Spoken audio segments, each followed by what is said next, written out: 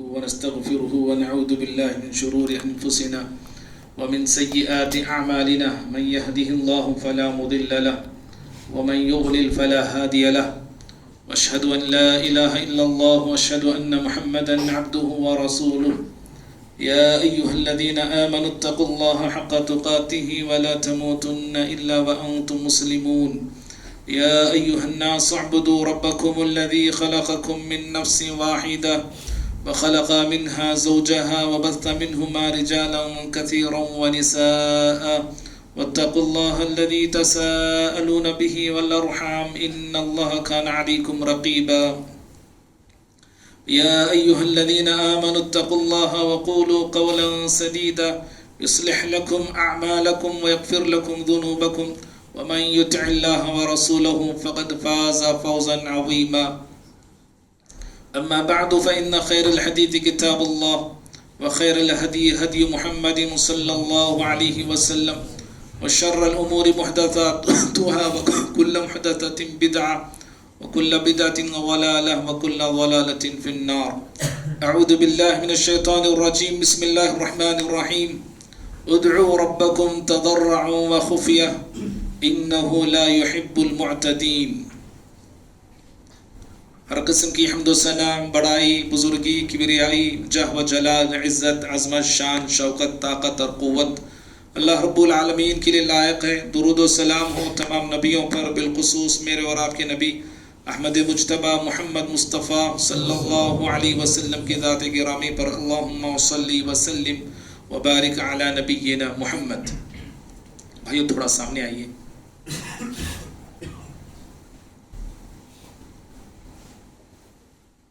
محترم حضرات، ہم تمام اللہ تعالیٰ کے فضل اور کرم سے ماہ رمضان کے ساعتوں سے گزر رہے ہیں اور رمضان کا ایک عشرہ ہماری زندگیوں سے رخصت ہو چکا ہے۔ بقیہ جو ایام ہیں، جتنے ایام ہیں، ہم اللہ تعالیٰ سے دعا کرتے ہیں کہ اللہ تعالیٰ مجھے آپ کو ان دنوں میں جو رمضان کے باقی رہ گئے ہیں، اللہ تعالیٰ کی مغفرت اور رحمت کو پانے والے بنائیں، آمین۔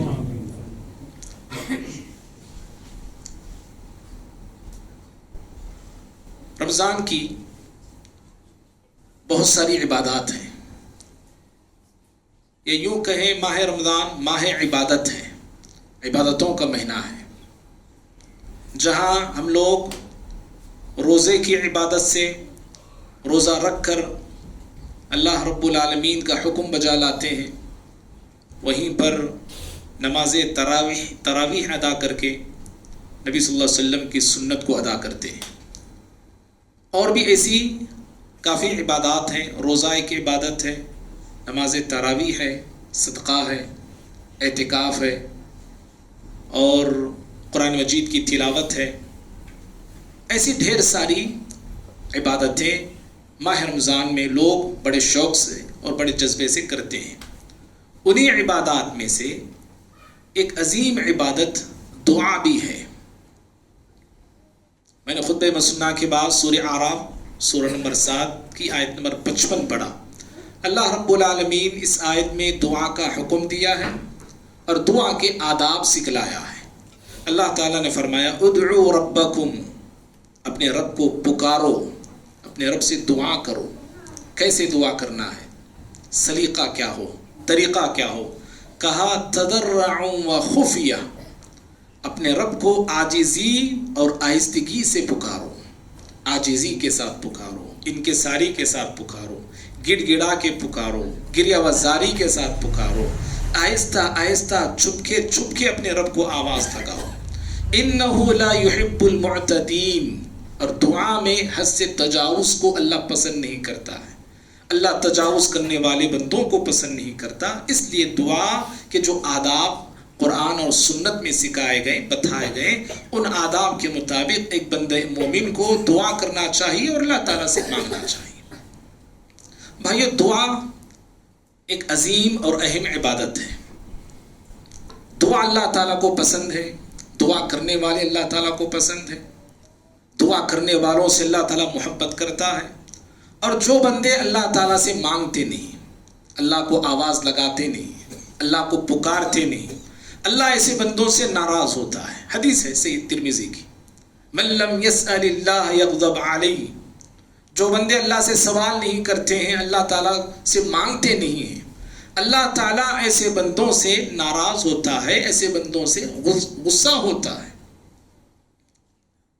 تو دعا بندے کو چاہیے کہ اللہ تعالیٰ سے مانگے وہ، اللہ تعالیٰ سے دعائیں کرے وہ، اور دعا کرنے والوں سے اللہ تعالیٰ بہت خوش ہوتا ہے۔ دعا کی عظمت، اہمیت، مقام اور مرتبہ اور فضیلت کو جاننے کے لیے صرف دو باتیں ہم سن لیں، یہ دو باتیں یاد رکھ لیں تو کافی ہے کہ دعا کا اسلام میں کیا رتبہ ہے، کیا درجہ ہے، کیا مقام ہے۔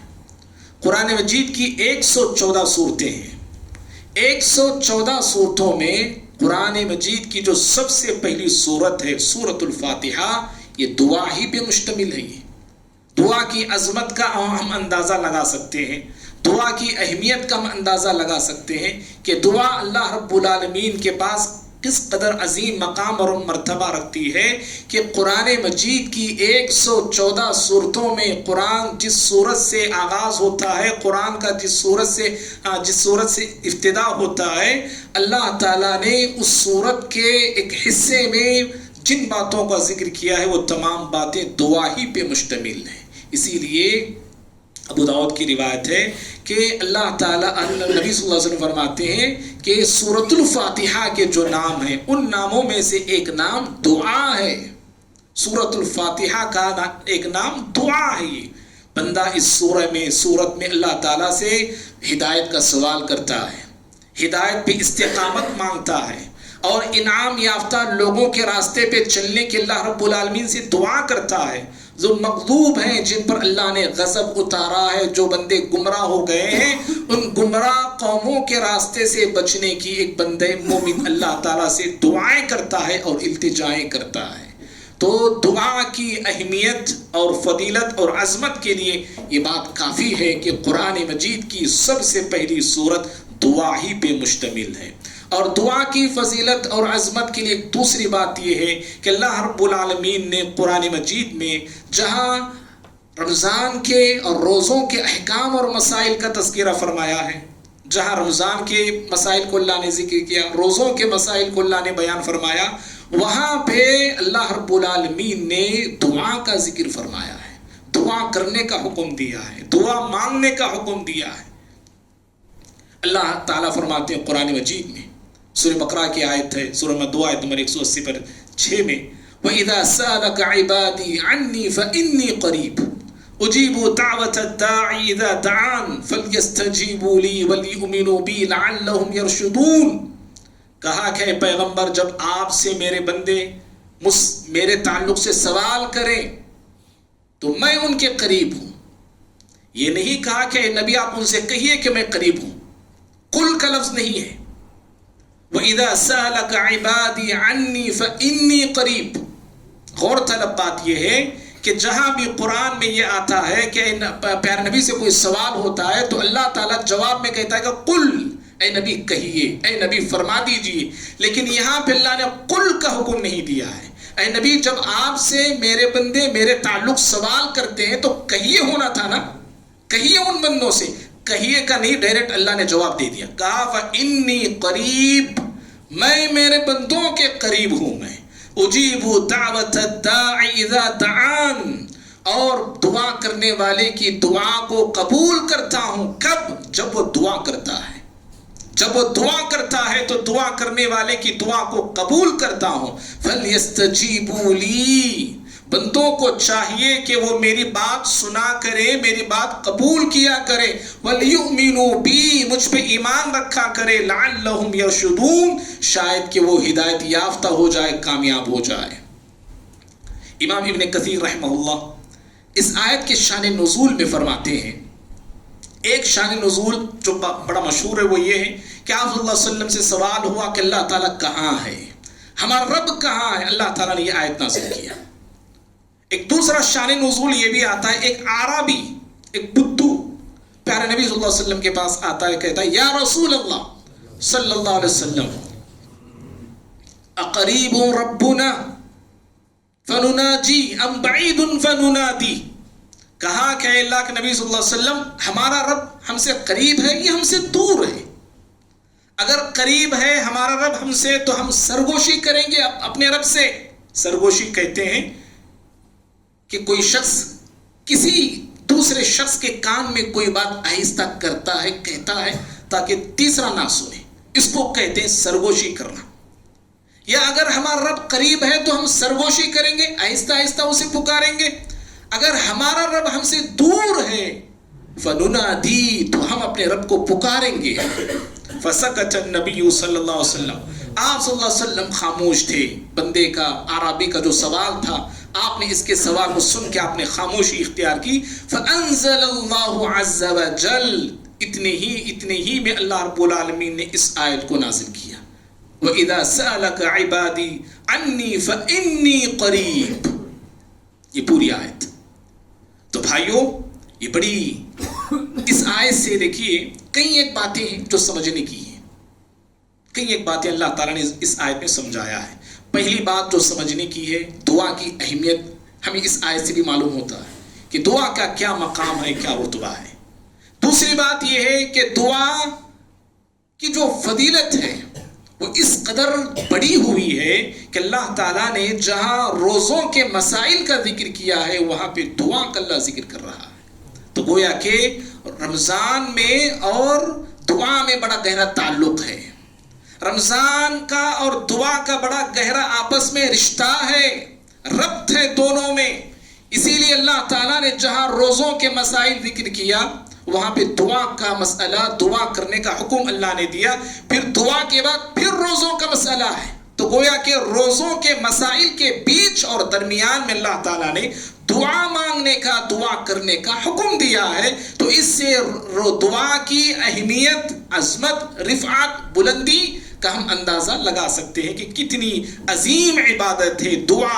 जहाँ अल्लाह ताला ने एक अजीम इबादत का हुक्म दिया और जिक्र किया, वहाँ पे अल्लाह ताला ने दुआ मांगने का हुक्म दिया है। और बाज़ अहले इल्म कहते हैं कि रोज़ों के मसाइल में अल्लाह ने दुआ का हुक्म क्यों दिया? क्या बात है?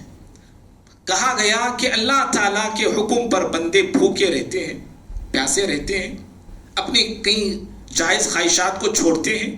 दिल चाहता है खाने के लिए, दिल चाहता है पीने के लिए, अपने दिल के अरमानों को कुचलता है बंदा। अल्लाह के हुक्म पे भूखा रहता है एक बंदा, अल्लाह के हुक्म पे प्यासा रहता है ये बंदा। तो अल्लाह रब्बुल आलमीन इनाम के तौर पे अब बंदे से कहा कि ऐ मेरे बंदे, मेरे हुक्म पे तू भूखा रहता है, मेरे हुक्म पे तू प्यासा रहता है, मांग, क्या मांगना चाहता है? हमारे पूछ, क्या पूछना चाहता है? तलब कर, क्या तलब करना चाहता है? क्या हाजत है तेरी? क्या जरूरत है तेरी? क्या मुश्किल है तेरी? मेरे हुक्म पे तू अपने भूख से लड़ रहा है, मेरे हुक्म पे तू अपनी प्यास से लड़ रहा है, मांग, क्या मांगना चाहता है? जब कोई शख्स किसी बंदे से खुश होता है ना, तो वो ये कहता है कि भाई ये बोलो, क्या मैं आपकी क्या मदद कर सकता हूँ। प्यारे नबी सल्लल्लाहु अलैहि वसल्लम की हदीस परसों मैंने एक सुनाया तरावी के बाद, रबिया बिन काब असलमी रदियल्लाहु तआला से प्यारे नबी खुश हो गए उनकी खिदमत से। जब भी प्यारे नबी तहज्जुद को उठा करते थे ना, नमाज तहज्जुद को रात में, रबिया बिन काब असलमी रदियल्लाहु तआला वुदू का पानी लेके खड़े रहते थे, तैयार रहते थे। वो आपकी खिदमत में थोड़ी कमी और कोताही उनसे नहीं होती थी। तो एक मरतबे प्यारे नबी सल्लल्लाहु अलैहि वसल्लम रात में उठे ज़रूरत के लिए, वुज़ू वगैरह के लिए, तो देखा कि रबिया बिन काब वुज़ू का पानी लेके तैयार है। आपने उनकी खिदमत को देख के बहुत खुश हो गए, बहुत खुश हो गए। और खुश हो के रबिया बिन काब से कहा, सल, रबिया मांग, क्या मांगना चाहता है? रबिया पूछ, क्या पूछना चाहता है? उस वक्त रबिया बिन काब ने कहा था, इन्नी मुराफ़क़तक फ़िल जन्नह, अल्लाह के नबी सल्लल्लाहु अलैहि वसल्लम, मैं जन्नत में आपकी रिफ़ाक़त चाहता हूँ, जन्नत में मैं आपकी मईयत और सोहबत चाहता हूँ। जन्नत में मैं चाहता हूँ कि जैसे आपका साथ और आपके साथ रहना मुझे दुनिया में नसीब हुआ है, वहाँ भी नसीब हो जाए। तो जब किसी की खिदमत से खुश होके, کسی کے نیکی سے خوش ہو کے جب بندہ کہتا ہے سامنے والوں سے بھائی مانگو کیا مانگنا چاہتے، اللہ رب العالمین بھی بندے کی عبادت سے خوش ہو کے یہ حکم دیا، اے بندے مانگ کیا مانگنا چاہتا ہے، دعا کر کیا دعا کرنا چاہتا ہے، میں تیری دعا کو قبول کروں گا۔ تو اس طرح رمضان کا اور دعا کا بڑا گہرا تعلق ہے۔ تبھی تو پیارے نبی صلی اللہ علیہ وسلم نے یہ کہا نا، بیہقی حدیث ہے، پچھلے خطبہ جمعہ میں بھی یہ حدیث آئی تھی، آپ نے کہا تھا ثلاث دعوات لا ترد، تین ایسی دعائیں ہیں جو کبھی رد نہیں ہوتی، اللہ تعالیٰ ان دعاؤں کو نہیں لوٹاتا، واپس نہیں کرتا، قبول ہوتی ہیں ایسی دعائیں، اللہ کے پاس منظور ہوتی ہیں ایسی دعائیں۔ ان میں سے ایک خوش نصیب انسان جس کی دعائیں اللہ کے پاس شرف قبولیت سے نوازی جاتی ہیں، ان میں سے ایک کہا دعوت الصائم، روزے دار کی دعا۔ روزے دار بندہ جب اللہ سے مانگنے لگتا ہے، اللہ کو پکارنے لگتا ہے اور اپنی ضرورت، اپنی حاجت، اپنی مشکل اللہ کے سامنے پیش کرتا ہے، تو اللہ رب العالمین روزے دار کی دعا کو شرف قبولیت عطا فرماتا ہے اور اس کی ضرورت، اس کی حاجت کو اللہ رب العالمین پوری کرتا ہے۔ تو اس آیت سے ایک تو یہ دوسری بات ہے جو معلوم ہے، اور تیسری بات جو اس آیت سے ہمیں یہ معلوم ہوتی ہے کہ اللہ رب العالمین اپنے بندوں سے قریب ہے، ہر پکارنے والے سے قریب ہے، ہر دعا کرنے والے سے قریب ہے، اور اللہ رب العالمین تک پہنچنے کے لیے کسی واسطے کی ضرورت نہیں، کسی وسیلے کی ضرورت نہیں۔ یہ خود یہ آیت کریمہ ہمیں بتاتی ہے۔ چوتھی بات جو اس آیت سے میں معلوم ہوئی وہ یہ ہے کہ اللہ تعالیٰ نے اس آیت میں دعا کرنے کا حکم دیا ہے، دعا کرنے کا حکم دیا ہے، اور ساتھ میں دعا کی قبولیت کی گارنٹی بھی دی ہے۔ کہا کہ دعا کرو میں تمہاری دعا کو قبول کروں گا۔ تو دعا کی جہاں اللہ نے دعا کرنے کا حکم دیا، وہیں پر دعا کی قبولیت کا وعدہ بھی اللہ تعالیٰ نے اپنے بندوں سے فرمایا ہے۔ اسی طرح سے ایک پانچویں بات یہ ہے جو اس آیت میں بتائی گئی، دعا قبول ہوتی ہے دو شرطوں کے ساتھ۔ دعا قبول ہوتی ہے دو شرطوں کے ساتھ۔ ایک شرط اللہ نے یہ بتایا فَلْيَسْتَجِيبُوا لِي، اے بندو چاہتے ہو کہ تمہاری دعائیں قبول کروں تو تمہیں بھی چاہیے کہ تم میری بات قبول کرو۔ اگر تم چاہتے ہو کہ میں تمہاری دعائیں سنوں اور قبول کروں، تمہیں بھی چاہیے کہ میری بات تم بھی سنو اور میری بات کو قبول کرو۔ جن باتوں سے اللہ نے، جن باتوں کا حکم اللہ تعالیٰ نے دیا ہے، جو احکامات دیے ہیں، جو تعلیمات دیے ہیں، جن کاموں سے اللہ نے روکا ہے، بندوں کو چاہیے کہ اللہ کے احکامات کو قبول کرتے جائیں، زندگی میں عمل کرتے جائیں، اور جن جن چیزوں سے اللہ تعالیٰ نے منع کیا ہے ان تمام چیزوں اور کاموں سے رکتے جائیں، بچتے جائیں۔ اور دوسری شرط اللہ نے یہ بتایا وَلْيُؤْمِنُوا بِي، چاہتے ہو کہ اللہ دعائیں قبول کرے تو تمہارا ایمان اللہ کی ذات پہ ہونا چاہیے، تمہارا یقین اللہ کی ذات پہ ہونا چاہیے، تمہارا بھروسہ اللہ تعالیٰ کی ذات پہ ہونی چاہیے، امید اللہ تعالیٰ کی ذات پہ لگا کے رکھنا چاہیے۔ آج بندے ہم دعائیں کرتے ہیں، یقین سے خالی ہوتی ہیں دعائیں، ایمان سے خالی ہوتی ہیں دعائیں، امید سے خالی ہوتی ہیں دعائیں، بھروسے سے خالی ہوتی ہیں ہماری دعائیں اور التجائیں۔ تو ایسی دعائیں کیسے قبول ہو سکتی ہیں اور کیوں اللہ تعالیٰ قبول کرے گا؟ اور بعض بندے مانگتے ہیں اللہ تعالیٰ سے، پہلے ہی انہیں یہ ہوتا ہے کہ ہماری دعائیں تو قبول نہیں ہوں گی، جو مانگنا ہے جو مانگ لیں گے، ہماری دعائیں اللہ کہاں سے قبول کرتا ہے؟ حدیث قدسی انا عند ظن عبدی بی، اللہ تعالیٰ فرماتا ہے کہ میں میرے بندے کے گمان کے مطابق ہوں، جیسے بندے گمان کرتے ہیں فیصلے میرے ویسے صادر ہوتے ہیں۔ اگر گمان یہ ہے کہ ہماری دعائیں قبول نہیں ہوں گی تو پھر کہاں سے اللہ قبول کرے گا؟ آپ ہی نے فیصلہ پہلے کر لیا، میں نے فیصلہ پہلے کر لیا کہ اللہ ہماری دعائیں کہاں قبول کرے گا۔ تو اس لیے دعا میں ضروری ہے کہ بندے کو چاہیے کہ بھروسہ، ایمان اللہ کی ذات پہ رکھے۔ اور بعض لوگ بھروسہ اللہ تعالیٰ پہ اتنا نہیں رکھتے جتنا بھروسہ غیروں پہ رکھتے ہیں، اتنا بھروسہ اللہ کی ذات پہ نہیں رکھتے جتنا بھروسہ مزاروں سے رکھتے ہیں، قبروں سے رکھتے ہیں، مردوں سے رکھتے ہیں، درگاہوں سے رکھتے ہیں۔ اللہ تعالیٰ نے کہا کہ دعائیں قبول ہوں گی، بھروسہ اللہ کی ذات پہ رکھو اور ایمان اللہ کی ذات پہ رکھو۔ اور بھائیوں، جہاں یہ ساری باتیں اس آیت سے ہمیں معلوم ہوتی ہیں، وہیں پر اس آیت سے غلط فہمیاں بھی دور ہوتی ہیں، بدگمانیاں بدگمانیاں دور ہوتی ہیں دعا کے حوالے سے. جو معاشرے میں غلط فہمیاں پائی جاتی ہیں، بدگمانیاں دعا کے حوالے سے پائی جاتی ہیں، جو غلط تصورات دعا کے حوالے سے، جو غلط خیالات دعا کے حوالے سے معاشرے میں انسانوں میں پائے جاتے ہیں، وہ سارے غلط تصورات بھی ختم ہوتے ہیں اور اللہ تعالیٰ نے اس کا رد فرمایا ہے. سب سے پہلا غلط تصور کیا ہے؟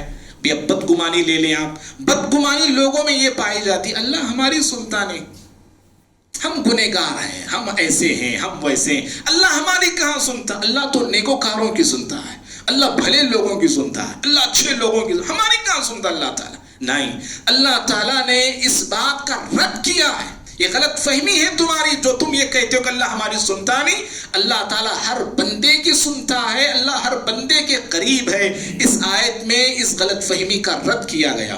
اور دوسری غلط فہمی جو لوگوں میں پائی جاتی ہے، اللہ سنتا ہے، یقین تو ہے، اللہ قبول کرتا ہے، یقین تو ہے، لیکن یقین ان کے اندر یہ بھی ہے کہ اللہ فلاں کے ذریعے سنتا ہے، فلاں کے طفیل سے سنتا ہے، فلاں کے وسیلے سے سنتا ہے، فلاں کے ذریعے سے سنتا ہے. اللہ تعالیٰ نے اس غلط فہمی کا بھی رد اس آیت میں فرمایا ہے کہ اللہ رب العالمین کسی کے وسیلے کا محتاج نہیں، کسی کے واسطوں کا اور کسی کے ذریعوں کا محتاج نہیں ہے. وہ تو غنی ہے، وہ تو حمید ہے، وہ قادر ہے، وہ قدیر ہے. اس پر کوئی حکم چلانے والا نہیں، اس کا حکم ساری کائنات پہ اور کائنات کے ذرے ذرے پہ چلا کرتا ہے. اور بھائیوں، غلط تصور جو لوگوں میں پایا جاتا ہے، تیسرا جو اس آیت سے اللہ نے اس غلط تصور کو ختم کیا، وہ یہ ہے کہ اللہ تعالیٰ ہم سے بہت دور ہے. لوگوں میں یہ تصور پایا جاتا ہے اللہ ہم سے بہت دور ہے. جی اللہ تعالیٰ ذات کے اعتبار سے دور ہے، اس میں کوئی شک نہیں. 7 آسمانوں کے اوپر عرش پر رب العالمین مستوی ہے، لیکن اللہ تعالیٰ علم کے اعتبار سے، اپنی قدرت کے اعتبار سے، اپنی طاقت کے اعتبار سے ہر بندے کے قریب ہے. جو اللہ نے اس آیت پہ کہا فَإِنِّي قریب، میں میرے بندوں کے قریب ہوں. میں بھائیوں، دعا بڑی عظیم اور بڑی اہم عبادت ہے. دعا کے کرشمے اتنے زیادہ ہیں، اتنے زیادہ ہیں. قرآن بھی پڑھتے جائیے، دعا کے ڈھیر سارے کرشمے آپ کو نظر آئیں گے. احادیث مبارکہ پہ نظر ڈالیے، دعا کے حیرت انگیز کرشمے آپ کو پڑھنے کو ملیں گے. چند ایک دعا کے جو حیرت انگیز کرشمے ہیں، وہ میں ان باتوں کی طرف بھی میں اشارہ دینا ضروری سمجھتا ہوں. دعا میں اللہ نے وہ تاثیر رکھی ہے بھائی، اللہ اللہ. دعا سے ایک انسان کی زندگی بدل جاتی ہے. جی، ایک انسان کی زندگی چینج ہو جاتی ہے. مسند احمد کی روایت ہے، ایک نوجوان پیارے نبی صلی اللہ علیہ وسلم کی خدمت میں آتا ہے. لمبی حدیث ہے، اشارہ دیتا ہوں، وقت ہو رہا ہے. کہ اذن لی بالزنا، نوجوان نے کہا پیارے نبی صلی اللہ علیہ وسلم سے، آکے اللہ کے نبی صلی اللہ علیہ وسلم مجھے زنا کی اجازت دیجیے، میں بدکاری کرنا چاہتا ہوں. ہے نا حدیث، سنی ہے نا، مشہور حدیث ہے. میں بدکاری کا ارادہ رکھتا ہوں، مجھے اس کی پرمیشن دیجیے. فصاح الناس بہ، لوگ سننا تھا چیخنے لگے، چلانے لگے، کیا پوچھ رہا ہے یہ، کیا مانگ رہا ہے، کس بات کی پرمیشن لے رہا ہے یہ. لوگ پریشان ہو گئے، تعجب میں پڑ گئے. پیارے نبی صلی اللہ علیہ وسلم کے اخلاق دیکھیے. ہم سب مسلمانوں کو نبی کی اس اخلاق کو دیکھنا چاہیے اور سیکھنا چاہیے. قربوہ، آپ نے اس نوجوان کو اپنے قریب لیا اس کو، اور لے کے پھر آپ نے اس کو سمجھایا. کیا سمجھایا ہم سب جانتے ہیں نا، وہ بھی بتاؤں گا تو وقت ہوتے جائے گا. آپ نے کہا کہ بھائی فلاں عورت سے تو اگر بدکاری کرے گا تو یاد رکھ، تو چاہتا ہے کہ کوئی تیری ماں کے ساتھ بدکاری کرے، تیری بہن کے ساتھ. اس نے کہا کہ نہیں. کہا کہ پھر وہ عورتیں بھی دوسروں کی بہنیں ہوں گی، مائیں ہوں گی، بیٹی ہوں گی. یہ ساری چیزیں تفصیلات آپ نے اس کو سمجھائی، بات اس کو سمجھ میں آ گئی. راوی حدیث کہتے فوضع یدہ رسول اللہ صلی اللہ علیہ وسلم علی صدری، آپ صلی اللہ علیہ وسلم نے اس کے سینے پر اپنے دست مبارک کو رکھا، اپنے مبارک ہاتھ کو آپ نے اس کے سینے پہ رکھا اور رکھ کے 3 جملے آپ نے فرمائے، 3 دعائیں آپ نے کی. کہا اللہم اغفر ذنبہ، کہا کہ پروردگارا اس نوجوان کے گناہوں کو بخش دے، اگر اس سے گناہ ہو گئے تو اللہ معاف کر دے. اللہم اغفر ذنبہ وطہر قلبہ، اے اللہ اس کے سینے اور دل میں جو زنا اور بدکاری کا وسوسہ خیال آ رہا ہے، اے اللہ اس کے سینے اور دل کو ان خیالات سے پاک کر دے، صاف کر دے. وحسن فرجہ، اور اے اللہ اس کی عزت آبرو کی حفاظت فرما لے. یہ آپ نے دعا دی. راوی حدیث ابو امامہ رضی اللہ تعالیٰ عنہ کہتے ہیں کہ ہم نے زندگی میں دیکھا کہ کبھی بھی وہ نوجوان اس برائی کی طرف نظر اٹھا کے دیکھا نہیں، کبھی زنا اور بدکاری کا خیال اور ارادہ اس کے دل میں آیا نہیں. دعا سے ایک انسان کی زندگی، ایک لائف چینج ہو جاتی ہے. صرف ایک انسان کی بات نہیں کر رہا ہوں میں. دعا میں اللہ نے وہ طاقت رکھا ہے. ایک قبیلہ بدل جاتا ہے جی، ایک قبیلہ، ایک خاندان بدل جاتا ہے. بخاری مسلم کی حدیث ہے، طفیل بن عمر دوسی دوس قبیلے کے تھے، گئے تھے داعی بن کر اپنے قبیلے کی طرف. قوم کو، قبیلے والوں کو سمجھاتے رہے، قبیلے والے سنے نہیں، مانے نہیں. آئے پیارے نبی صلی اللہ علیہ وسلم کی خدمت میں مایوس ہو کے کہا، اے اللہ کے نبی صلی اللہ علیہ وسلم، ان دوس قد ابت وعصت، قد عصت وابت. کہا اے اللہ کے نبی، میرا جو دوست قبیلہ ہے وہ نافرمانی پہ نافرمانی کر رہا ہے اور انکار پہ انکار کر رہا ہے، ایمان لانے کے لیے تیار نہیں. اے اللہ کے نبی صلی اللہ علیہ وسلم، میرے قبیلے کے لیے بد دعا کیجئے، اللہ میرے قبیلے کو تباہ کر دے. اللہ اکبر. ہاں، خود قبیلے والا بد دعا کی درخواست پیارے نبی سے کر. فقیل، لوگ جو تھے وہاں پہ کہنے لگے، ہلک الدوس. ارے پیارے نبی بد دعا کریں گے تو دوس قبیلہ تباہ ہو جائے گا، زمین سے مٹ جائے گا. کیوں؟ اس لیے کہ نبیوں کی بد دعاؤں سے دنیا سے بڑے بڑے لوگ اور بڑی بڑی بستیاں، بڑے بڑے شہر تباہ ہو گئے. لوگوں نے سمجھا پیارے نبی بد دعا کریں گے قبیلہ مٹ جائے گا، لیکن آپ کے زبان سے یہ نکلے جو جملے، اللہم اہدی دوس وأتی بہم. کہا اللہ دوس قبیلے کو ہدایت دے اور مسلمان ہو کے میری خدمت میں آئے. اللہ ایسی توفیق عطا فرما. چند ہی دنوں کے بعد سارا دوس قبیلہ مسلمان ہوتا ہے اور مسلمان ہو کے سارے لوگ پیارے نبی صلی اللہ علیہ وسلم کی خدمت میں آتے ہیں. دیکھو، دعا سے ایک انسان کی زندگی بدلتی ہے، ایک قبیلے کی زندگی بدل جاتی ہے، اور دعا سے ایک بستی بدل جاتی ہے. قبیلہ تو قبیلہ، ایک بستی، ایک شہر بدل جاتا ہے جی دعا سے. طائف کو کون نہیں جانتا؟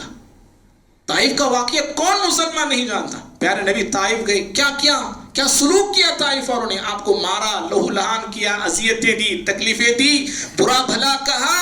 لیکن آگے چل کے پیارے نبی صلی اللہ علیہ وسلم نے طائف والوں کے حق میں دعا کی. کہا اے اللہ طائف والوں کو ہدایت دے، فإنہم لا يعلمون، اس لیے کہ یہ میرا مقام اور مرتبہ نہیں جانتے. آگے چل کے ساری بستی مسلمان، سارا گاؤں مسلمان ہوتا ہے، اور آج بھی طائف کے سارے لوگ مسلمان ہیں. دعا میں اللہ نے وہ تاثیر رکھی. ایک انسان بدلتا، ایک قبیلہ بدلتا، ایک بستی بدلتی. دنیا تو دنیا، اللہ کے بندو، دعا میں اللہ نے وہ حیرت انگیز طاقت رکھا ہے کہ آخرت بھی بدل جاتی ہے. کیا بول رہا ہوں میں جی؟ آخرت میں اعلیٰ رتبے ملتے ہیں، اعلیٰ درجے ملتے ہیں.